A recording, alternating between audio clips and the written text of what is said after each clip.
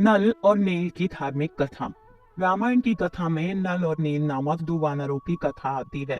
दोनों महान योद्धा थे और लंका युद्ध में उन्होंने कई प्रमुख राक्षसों का वध किया था।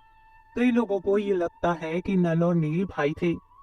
कई ये भी कहते हैं कि दोनों जुड़वा भाई थे, किंतु ये सत्य नहीं है। रामायण में जो वानर सेना थी वे सभी किसी न किसी देवता के अंश थे। उसी प्रकार नल भगवान विश्वकर्मा और नील अग्निदेव के अंश अवतार थे। वाल्मीकि रामायण में लंका सेतु की रचना का श्रेय केवल नल को ही दिया गया है और सेतु निर्माण में नील का कोई वर्णन नहीं है। यही कारण है कि इस सेतु को लंका सेतु एवं राम सेतु के अतिरिक्त नल सेतु के नाम से भी जाना जाता है। विश्वकर्मा के पुत्र होने के कारण नल में स्वाभाविक रूप से वास्तुशिल्प की कला थी। अपने पिता विश्वकर्मा की भांति वो भी एक उत्कृष्ट शिल्पी थे। यही कारण है कि समुद्र पर सेतु निर्माण का दायित्व नल को ही दिया गया था। जब भगवान ब्रह्मा भविष्य में श्री राम की सहायता के लिए देवताओं को उनका दायित्व समझा रहे थे, उसी दौरान उन्होंने श्री विश्वकर्मा को भी इस कार्य के लिए बुलाया। तब विश्वकर्मा जी ने उनसे पूछा कि हे ब्रह्मदेव, मुझे पता है कि रावण के अत्याचार को रोकने श्री हरि शीघ्र ही अवतार लेने वाले हैं। उस अवतार में उनका भयानक युद्ध रावण से होगा, किंतु मैं तो एक शिल्पी हूँ, योद्धा नहीं। फिर इस युद्ध में मैं किस प्रकार अपना योगदान दे सकता हूँ? तब ब्रह्मदेव ने कहा, पुत्र, नारायण जो अवतार लेने वाले हैं वो तब तक सार्थक नहीं है जब तक तुम उनकी सहायता नहीं करोगे।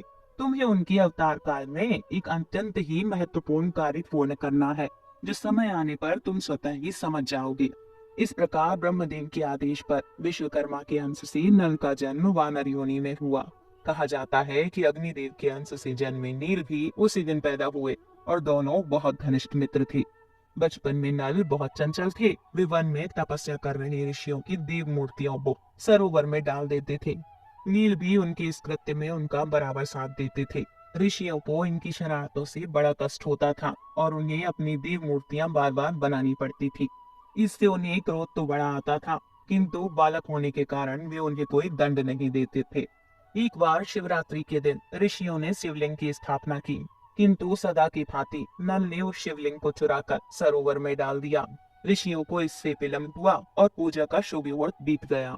इससे रुष्ट होकर ऋषियों के धैर्य का बांध टूट गया और उन्होंने नल को श्राप दे दिया कि उसके द्वारा स्पर्श की गई कोई भी वस्तु जल में नहीं डूबेगी। उसके बाद जब भी नल ऋषियों की मूर्तियां सरोवर में डाल देते थे तो वो जल पर ही तैरती रहती थी और ऋषि उसे वापस ले आते थे। ऋषियों द्वारा दिया गया यही श्राप नल के लिए वरदान बन गया। कई कथाओं में नल के साथ साथ ये वरदान नील को भी बताया गया है। जब श्री राम ने देवी सीता की खोज के लिए अंगद के नेतृत्व में सेना दक्षिण की ओर भेजी तो नल नील भी उनके साथ थे। जब श्री राम ने समुद्र को सुखाने के लिए बाढ़ का संधान किया तब समुद्र ने उनसे कहा कि हे प्रभु, अगर आपने मेरे जन को सुखा दिया तो उसमें आश्रय पाने वाले असंख्य जीव और वनस्पतियों का भी विनाश हो जाएगा। अतः आप मेरे ऊपर एक सेतु का निर्माण करें और उस पर होकर लंका में प्रवेश करें। जब श्री राम ने पूछा कि 100 योजन लंबे इस समुद्र पर पुल कैसे बनाया जा सकता है, तब समुद्र ने कहा, प्रभु, आपकी सेना में स्वयं देव शिल्पी विश्वकर्मा के पुत्र नल हैं। वे उन्हीं की भांति एक महान शिल्पी हैं और वे समुद्र पर पुल बना सकते हैं। तब जामवंत जी ने श्री राम को नल और नील को मिलने गए श्राप के बारे में बताया। तब नल के नेतृत्व में नल और नील को दिए गए श्राप के प्रभाव से पाषाण समुद्र में तैरने लगी और उसी को जोड़ जोड़कर वानर सेना ने 5 दिनों में उस 100 योजन लंबे समुद्र पर महान सेतु बांध बना दिया। तेलुगु, बंगाली एवं इंडोनेशिया में रचित रामायण के अनुसार नल और नील पत्थर को अपने बाएं हाथ से समुद्र में डालते थे। ये देखकर महावीर हनुमान ने उन्हें समझाया कि वे बाएं हाथ से पत्थर उठाकर दाहिने हाथ से समुद्र में डालना चाहिए, क्योंकि दाहिना हाथ पवित्र माना जाता है। ये प्रथा आज भी हिंदू धर्म में प्रचलित है कि कोई भी शुभ कार्य अपने दाहिने हाथ से ही करना चाहिए।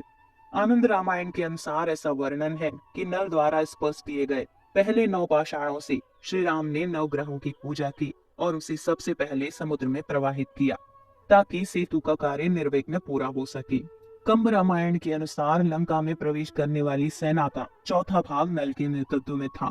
उन्होंने लंका में उपलब्ध स्वर्ण और मणियों से अपने सेना के लिए शिविर बनाया, किंतु अपना शिविर उन्होंने बांस और लकड़ियों से बनाया। ये दर्शाता है कि वे कितने कुशल सेनापति थे।